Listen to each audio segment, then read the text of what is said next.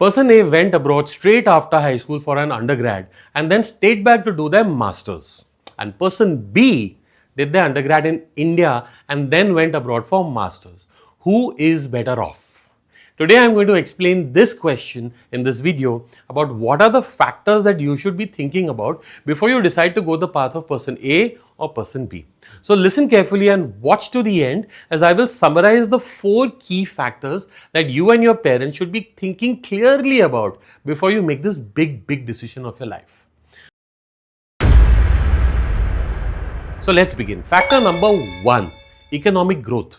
Look, according to PwC's annual CEO survey, almost 9 out of 10 Indian CEOs believe that the Indian economy is going to improve like crazy. India's GDP is likely to grow between 6 and 7.1% annually from 2024 onwards, and the country is expected to become the 3rd largest economy by 2030, with a projected GDP of $7.3 trillion. Now, by participating in this growth, students can benefit from emerging opportunities in technology, in renewable energy and various other sectors. The country's investment in infrastructure, digital economy and green initiatives also open up huge avenues for jobs, innovation and entrepreneurship. Comparatively, the US and UK economy are expected to grow at rates between 1 and 1.8% in the same period. So thinking about economic growth over the next 10 years is an important factor you should be thinking about. Let's go to factor number 2, the return on investment or ROI on your college fees. According to research analysis of US Census, Bureau of Labor Statistics and the National Center for Education Statistics in the US, data from the years 1980 to 2019 shows that college costs have increased by 169% over the past 4 decades, while earnings for workers between the age of 22 and 27 have increased by only 19%. So return on investment. Look, any half decent college in the US will cost you about 30 to 40 lakhs per year. So for a 3 to 4 year undergrad, you end up paying about 1.2 to 1.5 crores. Even if you get a fantastic job of USD $100,000 a year a salary, that is about 40 lakhs. After taking out living expenses, your saving will be 30 to 40%, which is about $15,000 to $20,000, which means that your return on investment on your college fees is about 10 years. And don't forget, you have masters to do also after that, right? So return on investment. Factor number 3, what type of degree are you going for?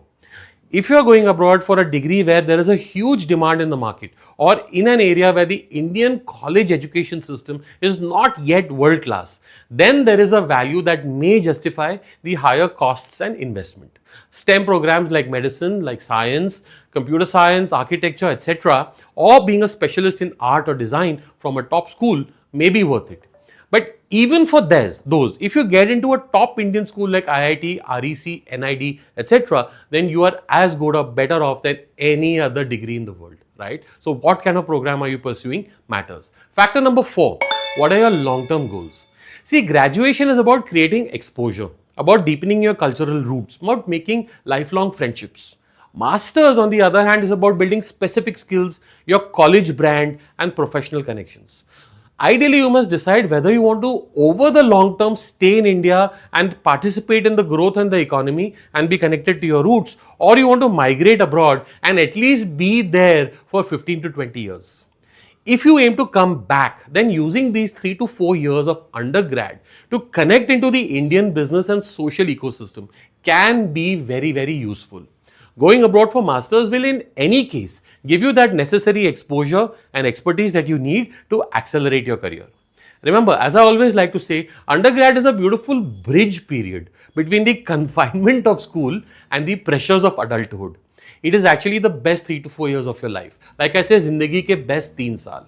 It's the time when you're growing independent, you're beginning to learn about the world and you're starting to relate with yourself, your family and society in a new way. I agree that leaving the comfort of your home and even your hometown is important and useful. But whether you actually want to leave the country itself is a big decision that must be made keeping all these factors in mind. Finally, it boils down to these 4 questions which I'm summarizing below that you and your family must sit together and have an honest conversation. 1. Do you believe in the growth potential of India and want to come back to create your business/career? 2. Do you want to have a quicker return on investment of less than 5 years on your undergrad education, or are you okay with a long ROI? 3. Do you want to pursue a specific technical skill for which the ecosystem abroad is better? And 4. Culturally, are you okay leaving your home and your family and roots and finally settling abroad over the long term, right? Remember that the truth is that growth and success is what is important. There is no standard formula that only those who go abroad for a degree are going to be successful. What is important is that you understand yourself, you understand your goals, and make an informed choice, keeping in mind all these factors.